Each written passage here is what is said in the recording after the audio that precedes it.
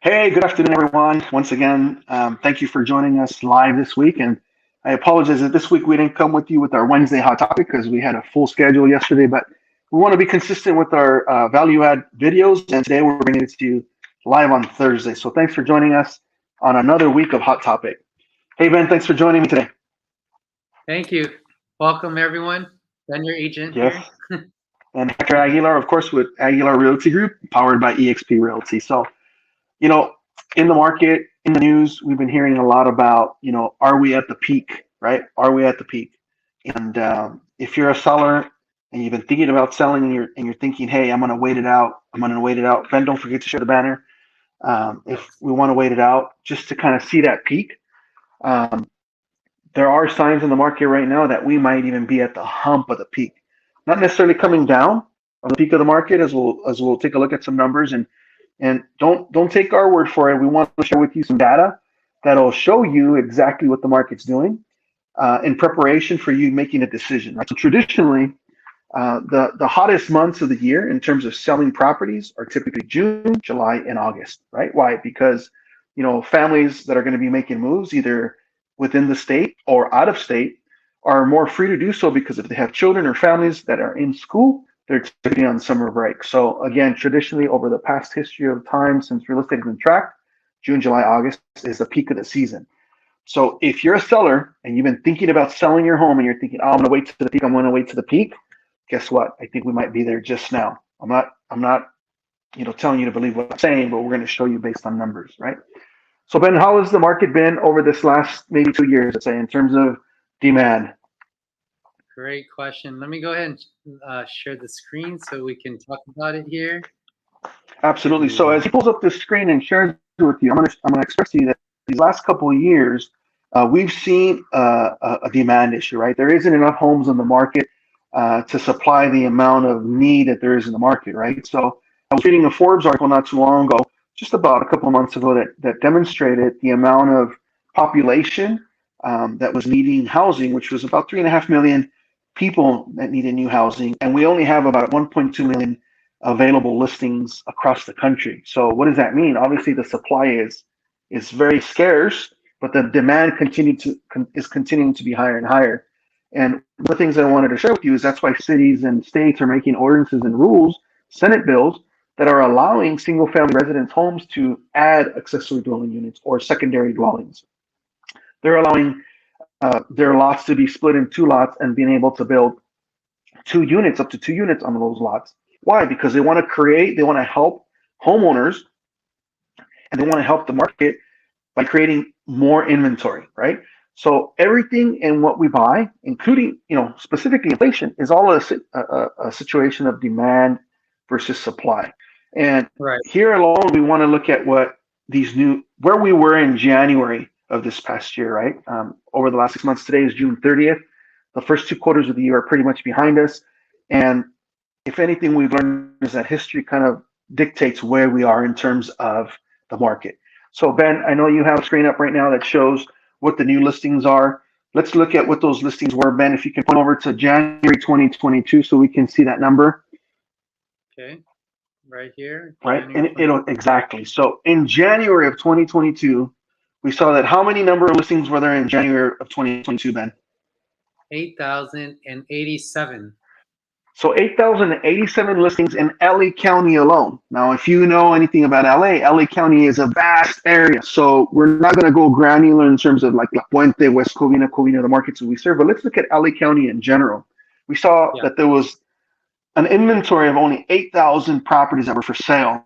And these are single family residences. We didn't include condos and townhomes. And of course, that could change a little bit, but we're looking at single family residences. And now, if you move over to February, Ben, we're going to start seeing a little bit of a trend. Move over to the next market, and we started seeing, more listings. How many more listings for the month of February, Ben? Let's say about 400 something. Yeah. So it looks like an additional increase. And then let's go ahead and go into March, Ben. March. Look at that. Double almost. Oh my gosh. In March alone, now we have how many new listings, Ben? 10,511. So 10,500. So in 1 month, we saw the increase in inventory go from about 8,400 homes that were for sale to over 10,000 homes for sale. Again, the data is showing you that the inventory is increasing, right? Now we're going to Yes. go over to April. Go to April, Ben. And in the month of April. April, we had 11,000 plus new listings hit the market. So what we want to demonstrate to you as a seller is that we're starting to see an increase in inventory. What does that mean? Let's talk a little bit about what happened this past 18 to 24 months, right? We had homes that were on the market that were priced, let's say in our market, the average price in our valley is about 750.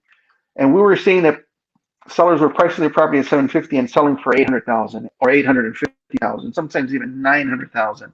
And they were Yeah. actually removing their appraisal contingency. And guess what? When the inventory was low back then, sellers were getting between 10, 15. It was even heard of that they were getting up to 30 offers, maybe even 40 offers on some properties, right? Because there was Yeah. high demand, right? The interest rates were at 3%, and there was a lot of demand. Yet we see in the numbers that the inventory was low, Yeah. right? So now there's a couple things that have happened. Number one, we're starting to see just based on numbers that the listings have been increasing on the market. And go ahead and click on active listings so we can show our audience how many active listings are on the market. And what does active listing mean? It means an accumulation of the listings that were on the market before the new listings hit the market and they're currently still available to buyers, right? So there's an interesting line that we need to look at in terms of a buyer. Guess what? If you're a buyer, yes, the interest rate has gone up, but as a buyer, we're showing you that you have more options now. You don't. If you were discouraged, a year and a half or a year ago because you were making offers on properties and you were overbidding and maybe you didn't have the cash available, as a buyer, now you have way, way more options, right? You may not need to pay 50, 60, 70, $100,000 over asking price. Guess what? You may still be able to get a property. Go ahead, Ben. I was just agreeing with you. We barely see people making over asking price. Barely. Absolutely. I mean, Ben recently got an offer accepted. They were listed at 670,000 originally, and then we Yeah. saw a price reduction on that property at 640,000. And Ben, give the audience the good news as to what we got your client under contract at right now. Yeah. So it was priced at 645, and then we got her at 625. 625. So And again, a buyers, you may. 2021 house, not to Yeah, mention. absolutely. Yeah, and again, just another opportunity to show you that buyers have more options. Now, it doesn't mean Yes. that you're going to be able to get the property for, $100,000 less. We're not at that market right now. Right now, No. there's still demand. There are buyers that are out there looking for homes, but now as a seller, they have more choices. You have more competition. And the proof isn't only in the stats that we're showing you, but if you look around your community, you're probably seeing a lot of more for sale signs coming up on the market. Why? Because again, I firmly believe the numbers kind of show us that we might be at that peak, right? If you're looking to Yeah. wait to maximize the sale of your property as a seller, right now is the time to put your home on the market, get ahead of the competition. It's definitely the right time to do it. Ben, go ahead and share what the pending sales are. What does pending sales mean? And we're going to look at, let's go through the active sales, Ben. Let's go ahead and see what the active sales are before we move on. Go ahead and click on the January line, Ben. We saw that in January we had how many active sales, Ben? 4,675. Okay, so if you remember in the new listings, we had about 8,000 new listings come on the market. And under the active listings for the same time in January, they had available how many listings? 4,475? Yeah, 4,675. Correct. So 4,675, that means that approximately half of those listings that were new in January went under contract. Okay, and there was still an additional about approximately 4,500 listings that were still available in LA County alone. All right. So Ben, go ahead and show what February shows in terms of active listings. Boom. 440 went down. So active listings went 440, which means that more properties went under contract. Go ahead and go into March, Ben. 4,565. So 4565. If you remember in the month of March, we were at over 10,600 new listings that are hitting the market. This means that, again, about 50 to 60% of those are going under contract, right? Go ahead and show the April numbers then. 4,601. So 4,601. And in the month of April, in terms of new listings, what did we see? We saw listings that were over 11,600 listings for that month, right? 11,000. So what does that mean? Is that So compared to the new listings, that means more competition for homes. I mean, more competition in terms of what's available in the market, more supply. We're also seeing that there's still homes going under contract, but we're starting to see the inventory increase, more available properties for buyers to choose from, right? Let's go ahead and look at the pending sales then, because I think that's where, sellers are going to be impressed to understand how many of these properties are actually going under contract. And it's going to validate what we just explained in terms of active listings. So in the month of January 2022, we Yeah. saw 7,000, over 7,000. How much does it say, Ben? I'm having a hard time seeing it. 7,832. So we had 7,832 homes that went under contract in that month. Okay. Go ahead and show February, Ben. What's that number? 7,509. I'm sorry? 7,509. Looks like a little So decrease. 7,509. So it looks like 300 less properties that went under contract, but yet we still have over 7,000 properties going under contract in LA County alone. Now remember, the greater LA area is composed of Ventura County, Los Angeles County, Orange County, Riverside, and San Bernardino County, right? So we're just touching on one county, and this is going to be across the board, similar numbers in different counties. Now, if you're interested in knowing what your county looks like, feel free to DM us. We'll go ahead and have a no obligation consultation with you. In fact, we'd love to kind of get you on our monthly campaign where we send you out with no obligation a free market update as to what the market values are doing in your home. And it's an entire financial plan, absolutely free to you. So if you're interested, just go ahead and put it in the comments. Hey, I'm interested in the market evaluation, and we'll get that to you. Okay. So Ben, go ahead and show me what the March, April numbers look in terms of pending sales. March 8,509 going up. April, now we're at 9,086. Okay. And what about May? May just went up 10. 10.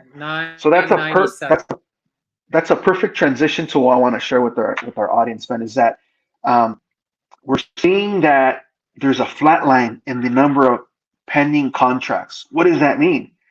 It means two things. It means that there's an inventory that's going up, right? There's more option for buyers. And it also means that there's less buyers in the market. But the good news is they're still making offers on property. And we're still opening up transactions. And that's great news for you. So again, it's kind of flatlining. Remember I mentioned that we may not be at the peak, but we're right at the hump. And there's proof between May and probably April and May. And we still haven't seen the June numbers because today's June 30th. So we'll see those numbers probably in the next week at the very latest. We're starting to see, if you look, there's a little bit of a flat line. So we're not starting to see a dip. So we're not on the other side of the peak. We're just at that hump, right? And so if you're a seller and you're thinking about, hey, you know what, I want to hold on to the market, honestly, I would encourage you to, at the very least, have a conversation with us as to where you stand, where the value of your property is. And one of the key important things is, the market changed rather rapidly, right? And the reason why it changed is a couple things. Number one, we talked about, and you'll find it in our YouTube videos that we did in the last 2 or 3 weeks. Number one is inflation, right? Inflation is over 8.5%, and the government is trying to kind of suppress inflation, kind of get it down, because the cost of everything is going up, right? The cost of goods, produce, diesel, fuel, transportation, all those costs are going high. And so they're trying to control that. And how does the government do that? Is they raise the interest rates, right? And those interest rates that got raised affect the mortgage industry as well. So we were used to 3.8% interest rate last year, the year before, 3.8, maybe even 2.5, 2 years ago. Guess what? Right now, interest rates are at least close to the 6 or 7, not 7%, pardon, but hovering around 6% for a 30-year fix. Now, if you're a buyer, don't be afraid. There's mortgage products out there that'll give you a lower interest rate if you qualify for it. Talk to your mortgage banker. There's a 5 one-arm product, there's a 7 one-arm product, and a 10 one-arm product that will get you into a fixed rate loan for a 5-year period that can get you under, maybe like 5.5, 5.25. So look into that as well. But honestly, if you're a seller, now is the time to do it. We're in the peak of the season, right? It's June. We just had the first day of summer last week, which is the 21st of June. We're right in the summer months. People are making moves. People are making moves, and they're making them now. Buyers are on the market. They know that. And here's the other thing is that maybe sellers don't understand is the rents are going up. Buyers, don't want to pay rent anymore. They want to buy, right? And they realize too that with these interest rates, now is the best time to secure a purchase because either they're paying their own rent, right, in sense of a mortgage, or they're paying a landlord's rent. And I'll tell you, I guarantee you that most buyers are tired of paying another, landlord's rent. They're looking to buy homes. There's more options in the market, and the numbers are showing us here. If you're a seller, if you're an owner, even if you're an investor, and you're holding 3 or 4 properties, and you're kind of tired of the tenant situation because of the COVID laws and all the impediments that came with all these protections for tenants, now might be the time for you to cash out. And if you're worried about capital gains tax, talk to us. We have tools available to you through a 1031 exchange that you can sell those smaller assets and maybe use the proceeds of that and purchase a bigger asset, maybe a commercial asset, maybe units, maybe apartments, maybe out of state, that you can maybe minimize your risk and also maybe grow your portfolio. So I know that there's many investors that typically own 3, 4, 5 single family residences.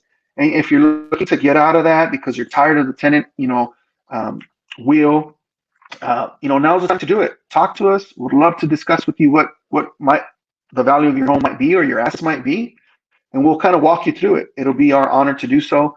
But if you are a seller and you're waiting for that peak, please look at the numbers. Don't listen to us. We'll show you the stats.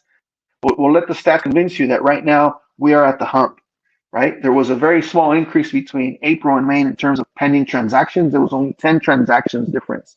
So what is that showing us? Is that it's showing us that we're near that peak, or we're actually plateauing on that peak, and now is the time to make that move. We have partnerships with different agents across the country. We're starting to see that a lot of families are moving from Southern California to mainly Texas, Dallas, Fort Worth, Austin, Texas, Houston, San Antonio, El Paso, Amarillo, Texas is very popular as well. We're starting to see families move into like Idaho, Boise, Idaho, and other communities of Idaho. We're starting to see them go into Phoenix, Arizona, and Tucson, Arizona, and even Bullhead, Arizona. Arizona is a popular state. They're also moving into the state of Washington. They're looking probably for a little bit of different scenery, a little bit more greener, a little bit more liveliness, and maybe less hustle and bustle, maybe less traffic. Maybe they're looking for a slower pace of life, but they are moving. So if you're in that stage of your life where it's time for you to say, "Hey, California, it's time for me to go," please understand now's the time, and we're here to help. Ben, as always, Ben and I are pleased that you guys have joined us. And Ben, before we head out, is there something that you want to share? Let's wrap up with the closed sale over the last 6 months. Yeah, let's look at the closed sales over the last 6 months. Go ahead, Ben. Let's show us the closed sales. Looking at January through the last 6 months, right?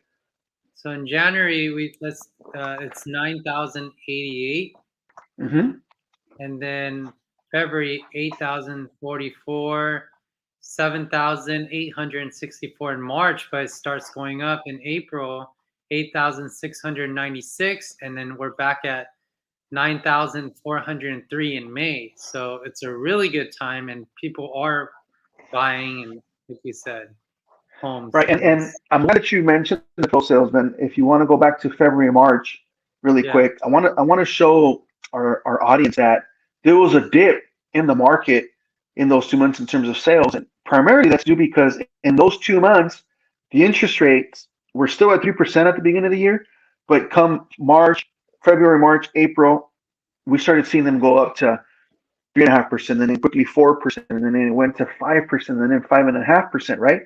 So there was a little bit of a halt in the market in terms of buyers because the rates were going up, right? But now the rates are settled. It could be a situation when the Feds meet at the next Feds funds meeting that they can go up again. So again, if you're a buyer, and the numbers show us is they're taking advantage of the market right now, so that they don't have to have the uncertainty of maybe rates getting higher, come later on third quarter and fourth quarter of 2022. So anyway, tons of great information. I hope it was valuable to you. We're here. I've been in the industry 30 years. I've seen very many cycles. I've seen various ones. I mean, I saw the REO market. I saw the real estate industry crash in 2008. And this particular adjustment in our market and our point in time today is much, much different. But I will tell you, the numbers show us we're kind of plateauing. And if you're a seller that's been kind of sitting on the fence, waiting out, wanting to kind of time the market, time the peak, you might want to consider doing it now. So always a pleasure to bring you some value added information on our weekly hot topics. Ben, thank you for hosting with me today. I appreciate you always. Um, Thank you. and I know that Ben's really good at the YouTube and social media. So make sure you guys subscribe, hit that bell, so you guys get our weekly information. Look for our Facebook lives every week. And if there's a topic that you have a special interest in, please put it in the comments. Let us know what we can Yes. bring to you, that we can educate you as to what the market's doing right now and answer some of your questions. Ultimately, we're here for you. So thank you for joining us once again. It's always a pleasure to bring you the hot topic of the week, and we look forward to seeing you next week as well. Anything else to close?